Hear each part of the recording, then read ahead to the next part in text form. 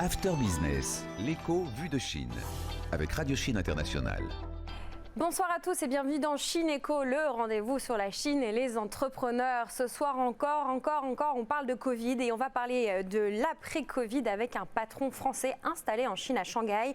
On est avec Laurent Blavout, le directeur général de Novacell Asie-Pacifique. Novacell, c'est le leader mondial de la protection des surfaces.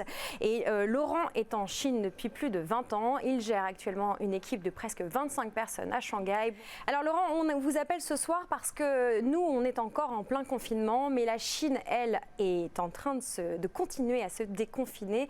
Et nous voudrions avoir ce soir votre retour d'expérience sur comment s'est passé le retour au travail pour vous en tant que patron et pour vous et vos équipes. Dites-nous quels ont été les principaux freins, les principales difficultés que vous avez pu rencontrer ces dernières semaines.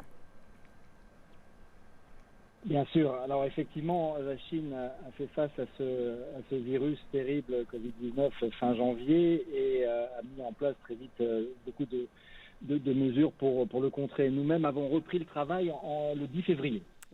Et donc effectivement, les premières reprises ont été un peu difficiles. On a fait face à trois grands types de difficultés. Les premières étaient de remettre un peu tout le monde dans l'esprit du travail parce que le virus faisait beaucoup peur à toutes les équipes, à nos équipes formidables qu'on a ici, et aussi les risques sanitaires. Et pour ça, l'entreprise a dû mettre en place un certain nombre de mesures prophylactiques qui permettaient à tout le monde de reprendre le travail dans une ambiance relativement détendue, mais aussi avec beaucoup de sérénité. Ce qu'on a mis en place, la première chose était des prises de température. C'est-à-dire que chaque personne, que ce soit des employés de notre entreprise ou des visiteurs, devait se prendre la température et de faire un relevé de température. On a ensuite imposé le port de masque à la plupart des personnes. Et puis ensuite, on a mis des points de nettoyage de mains avec des gels hydroalcooliques un peu partout dans l'entreprise. À côté de cela, il y avait beaucoup on a dû demander aux gens de faire des déclarations parce que bien évidemment tout le monde a dû passer par les cases de quarantaine.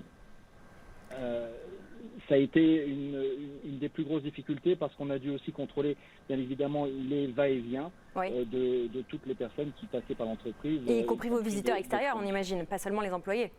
Exactement.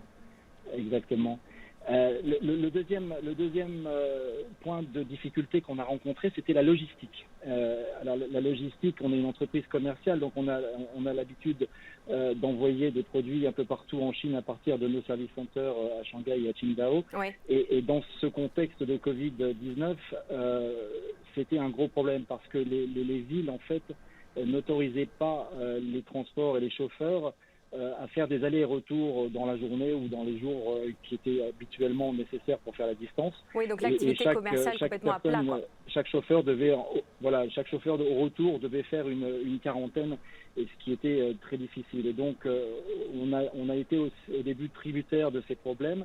Et en fait, la Chine a mis en place très très rapidement les passeports sanitaires dont vous avez certainement entendu parler, qui ont permis en fait d'ouvrir et de débloquer cette situation, puisque les chauffeurs pouvaient passer ensuite en montrant sur leur téléphone portable leur passeport sanitaire, le fait qu'ils avaient, respecté une quarantaine et deux, qu'ils n'avaient pas voyagé dans les zones contaminées. Entendu Laurent. Et le dernier point, ce que vous me disiez, c'était aussi surtout que les gens se sont retrouvés coincés un peu comme dans une nasse un peu partout en Chine, comme si la crise avait éclaté pour nous au milieu du mois de décembre. Les gens étaient coincés dans leur province et n'ont pas forcément pu revenir travailler avec vous. Merci beaucoup Laurent Blavout, et à très bientôt pour peut-être un autre témoignage et la suite de ce témoignage de la reprise de votre activité. After Business, l'écho vu de Chine, avec Radio Chine Internationale.